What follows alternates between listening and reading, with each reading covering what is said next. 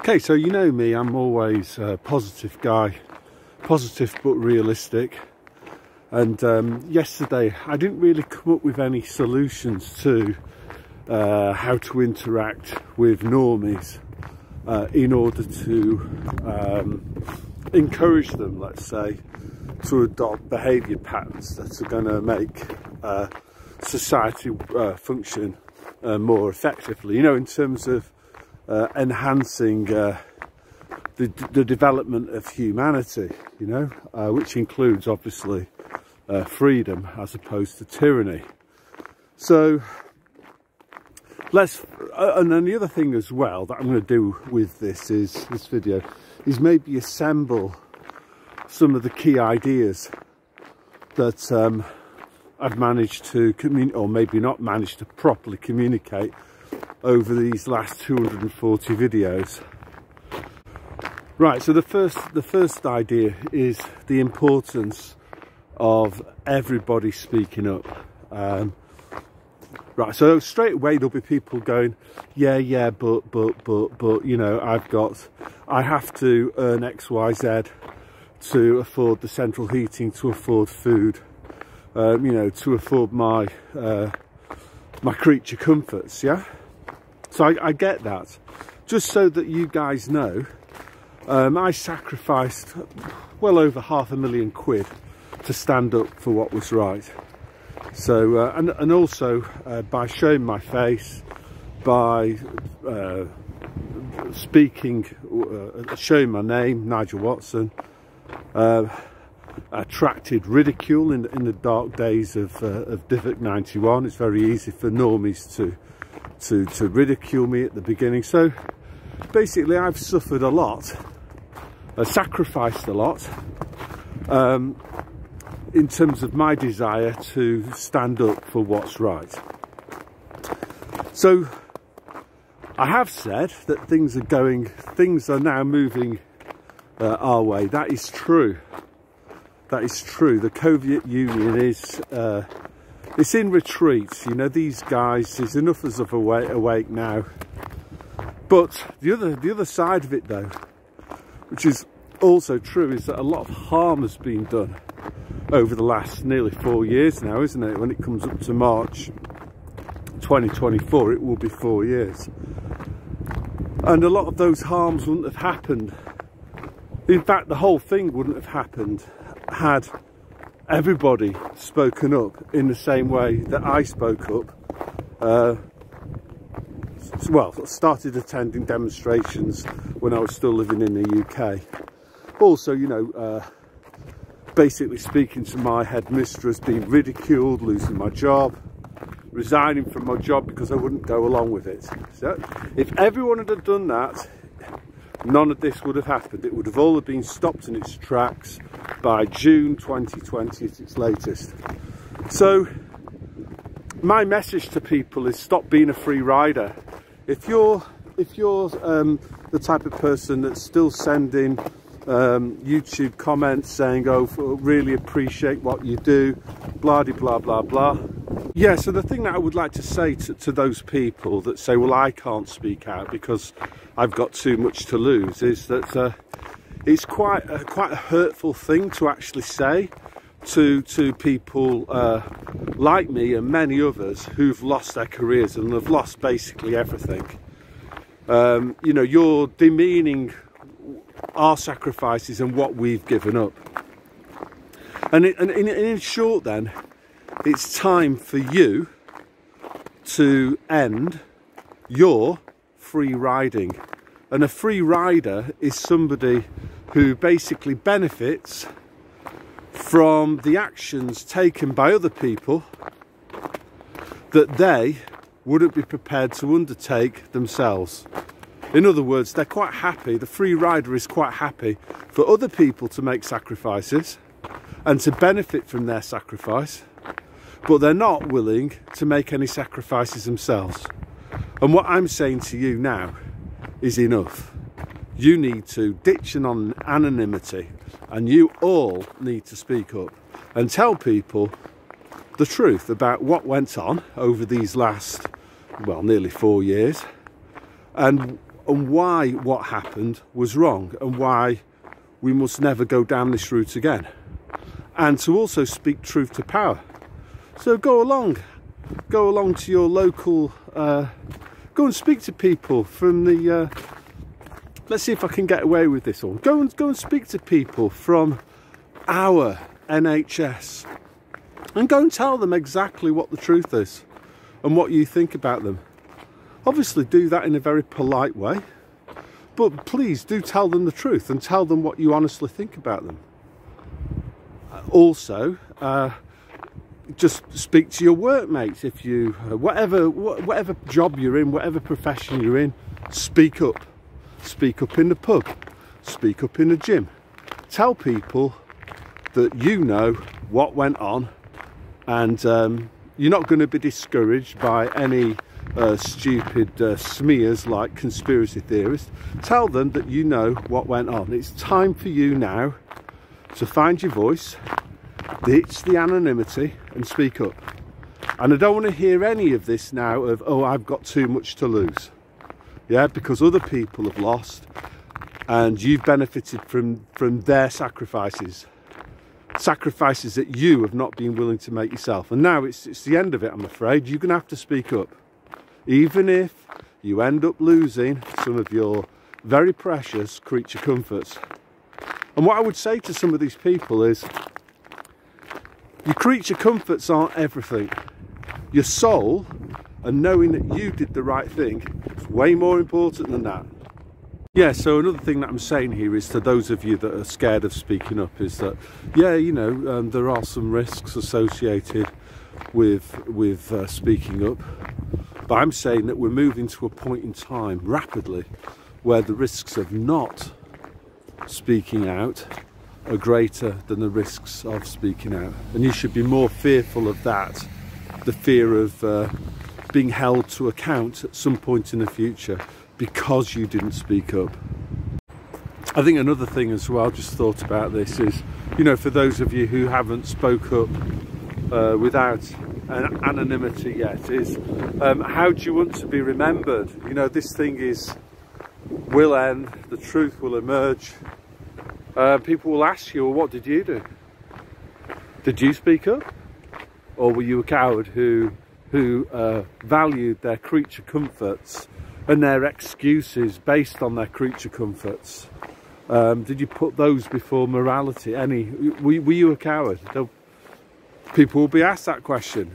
How do you want to be remembered? And then also, you know, I think many of you do believe it's a spiritual battle. So the Creator, how's he going to view your stand or your unwillingness to stand up publicly for what's right? So what I'm saying is that you don't have to set up a YouTube channel.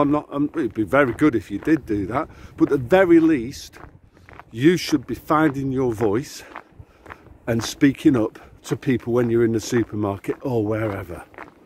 Writing letters to newspapers, writing letters to MPs, not emails, writing actual letters that they'll take seriously. Time for you to speak up and find your voice and stop being a free rider. So why is it important that you speak up? Well, as I say, there's been a lot of damage caused so far. We've managed to push them back.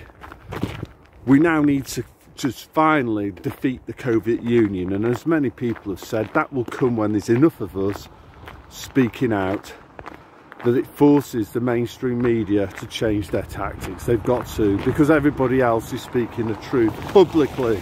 That's the important bit, publicly. Not anonymous moans, not, oh, thank you very much, Nigel, your videos are really great. It's really great that we had people, you've made me feel a lot better. Pardon my French, but that's bullshit. You need to find your voice and speak up. And as I say, you can't moan about, you've got to give some things up. As Jesus Christ said, you've got to pick up your own cross and follow him. And it's now time for you to make some sacrifices and stop being a free rider. So the other thing that I'd say too is, if you think about this Matthias Desmet, you know, the mass formation psychosis guy, The more of us, the best way to finally get rid of this mass formation, because there are still some people who are in it, is for all of us to speak up and shift the gravity of the centre over to the truth and away from the BS. So you've got a moral duty to speak up, and that's my first point. Stop expecting other people to fight your battles.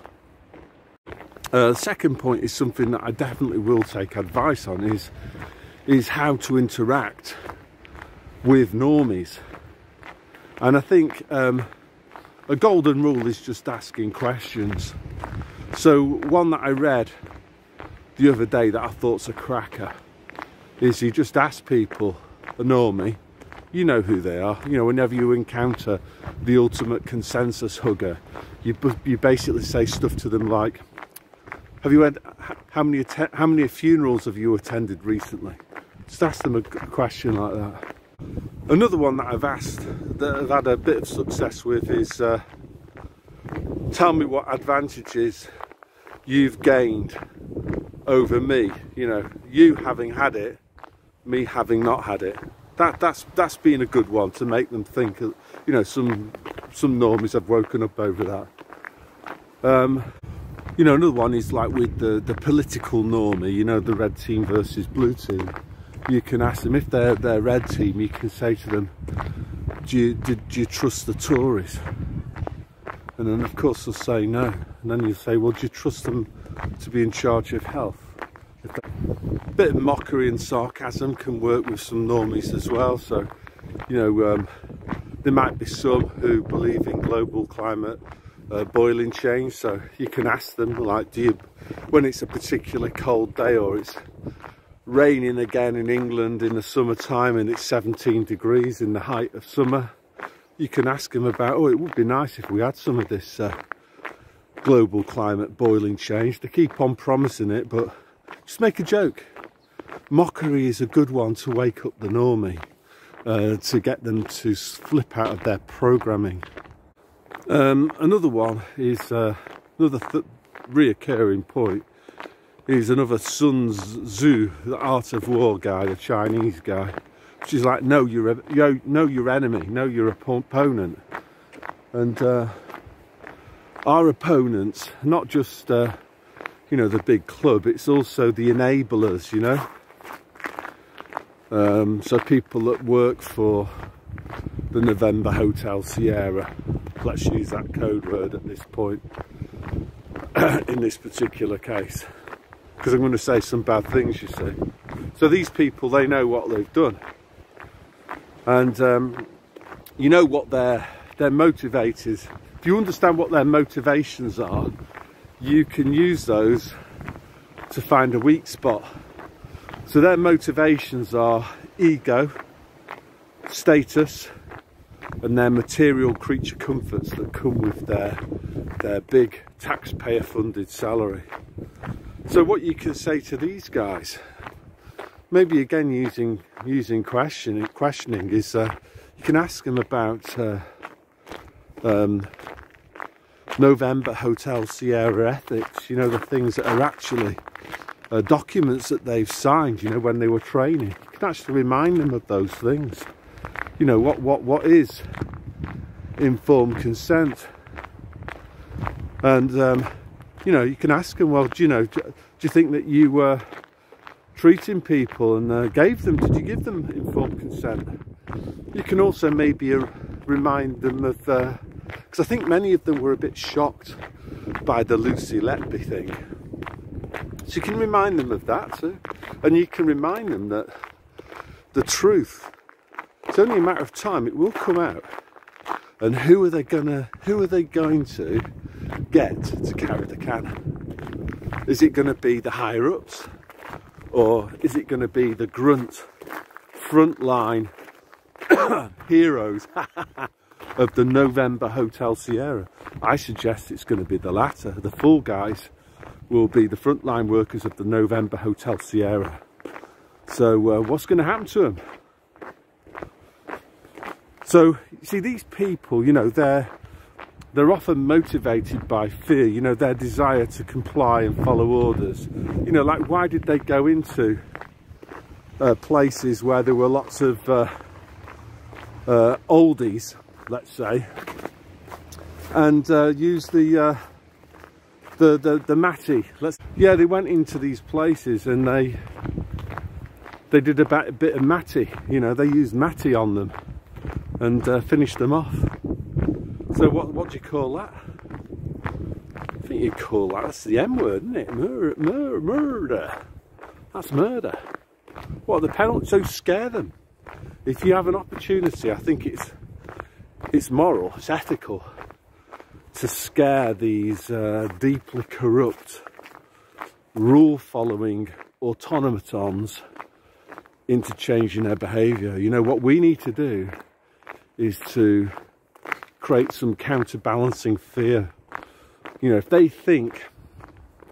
they're more fearful of carrying on along the road that they've been on than they are of changing direction, then they'll change direction. So there's this fear of both, isn't there? There's fear of doubling down, but then there's also a fear of jumping off the train.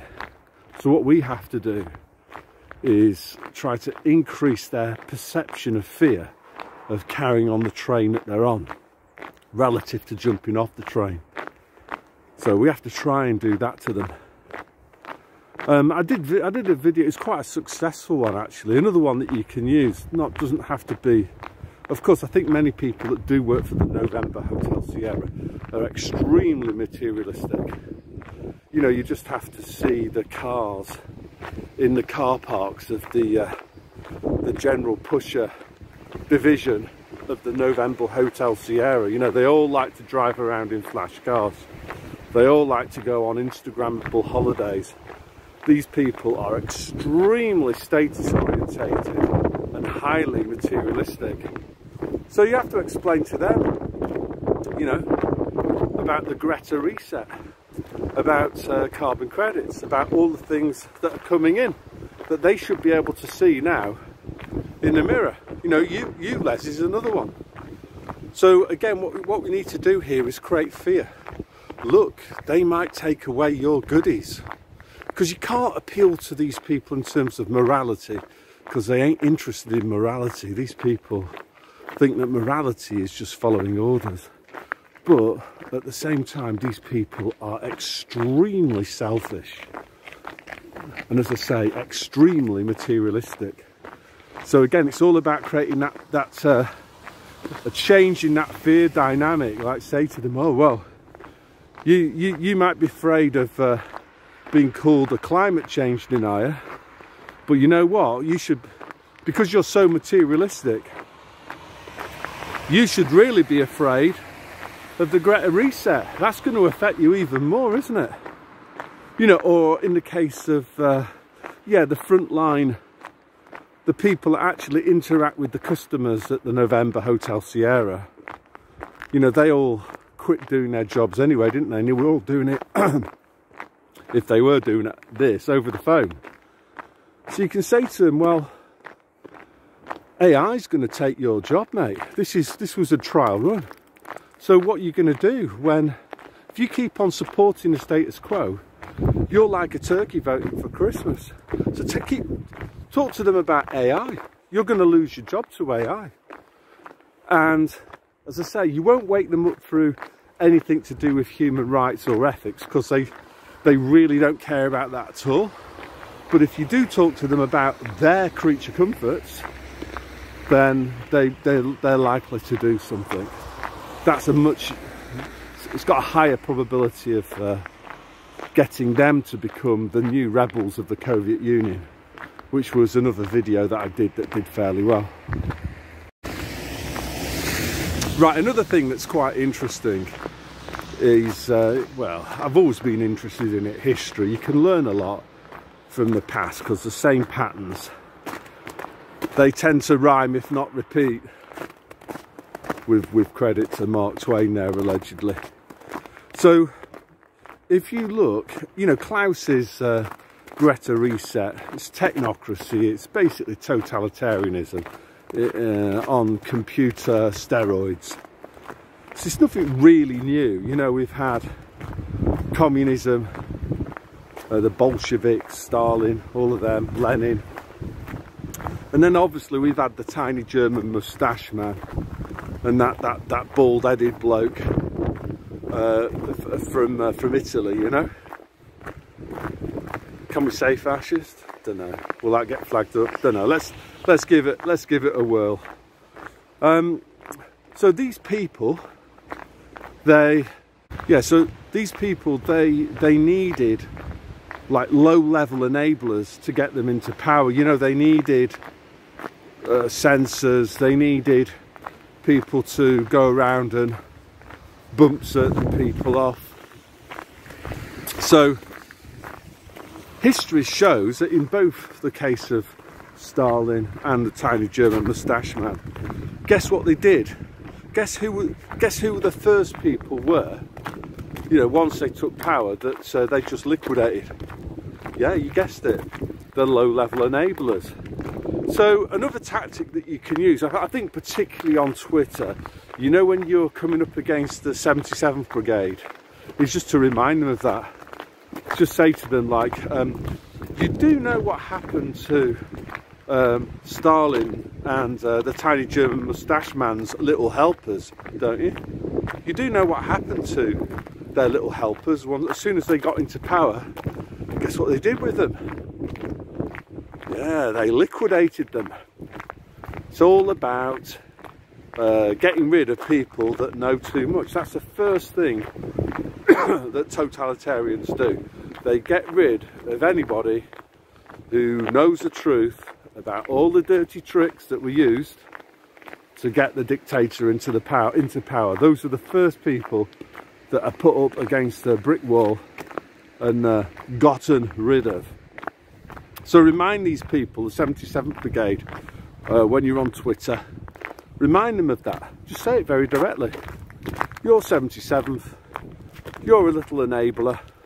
Guess what Stalin did to his little enablers as soon as he grabbed the levers of power? You'll go the same way. I think for politicians, you know, people like Sunak, you know, Boris Johnson, Sanna Marin. In Finland here we've got this Alexander Stubb. It's just to tell these people, yeah, we know that whoops, it's very icy here.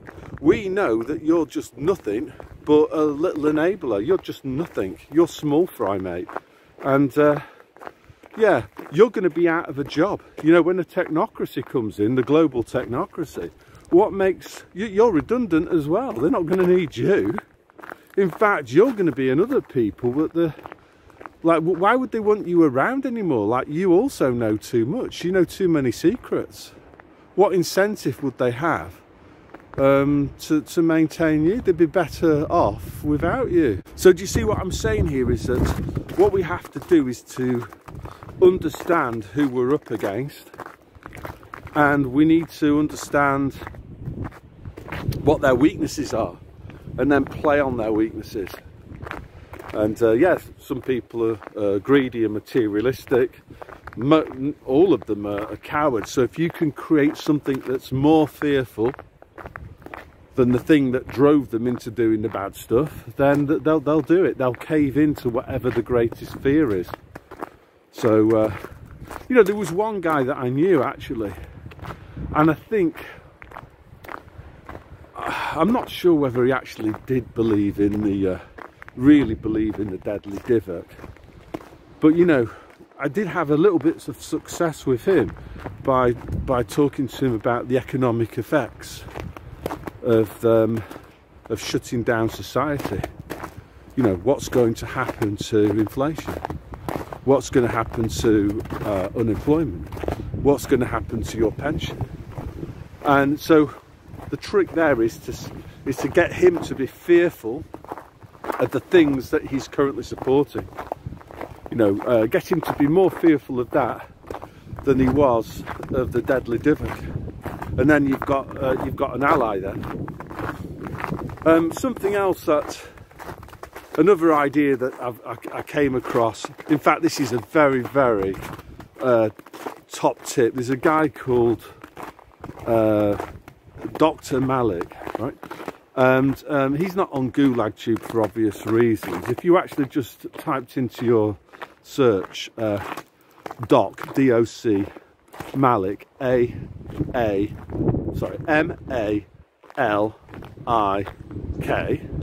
you'll actually come to his website, and he's done some absolutely fantastic interviews. Now, I think this idea came from one of the people that he interviewed, and he basically said there's a one-way valve for the normies, that they can only wake up, and once they've woken up they can't go back in the other direction. They can't become normies anymore. So all we have to do is just keep on trying to win over some more. And it really doesn't matter that it might be a slowish process, because the numbers will only grow. The numbers can't diminish. And I think he's right about that. I think whoever it was who said it, I can't remember now which person it was that he interviewed, was absolutely spot on about that. And this guy is doing, he's another bloke, right? He basically gave up his career. He sacrificed his career. He's got kids as well. He sacrificed all of that for you. Time for you now, the people watching this video who aren't doing it, you need to speak up. I'm just going to turn this way because it's so icy. You need to speak up and stop being a free rider.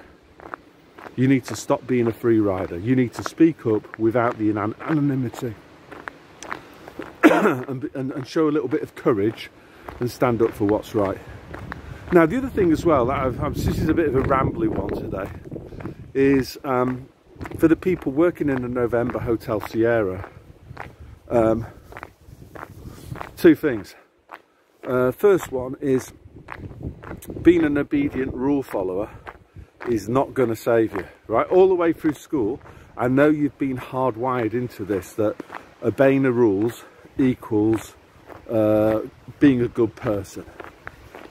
You know, you don't need to worry about morality. All that matters is doing what you're told to do, following the rules. So in the case of the November Hotel Sierra, that's all about following the protocols, isn't it?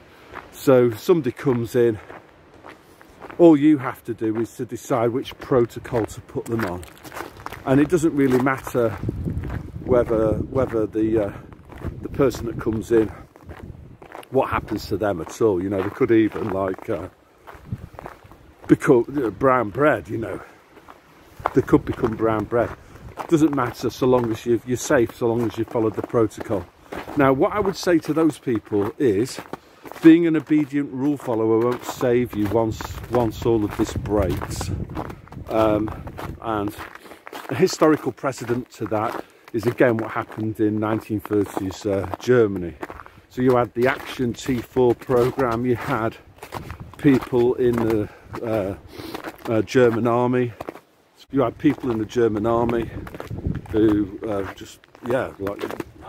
committed crimes against humanity. And what they did was actually perfectly lawful at the time. They were just following orders, and that's not going to save you if the order that you obeyed resulted in a crime against humanity.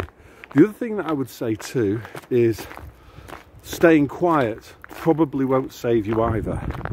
If you fail to speak up, that can be enough to sink you. You become a criminal too, even though you didn't pull the trigger. Just watching and keeping your mouth shut makes you an accomplice to the crime. So yeah, that's all I wanted to say today. So a bit of a rambly one, as I say, but yeah, in summary then, stop being a free rider. That's point number one. Point number two is understand who we're up against, and try to get them to become more fearful of supporting what's going on. Yeah, so that's all I want to say today, so God bless.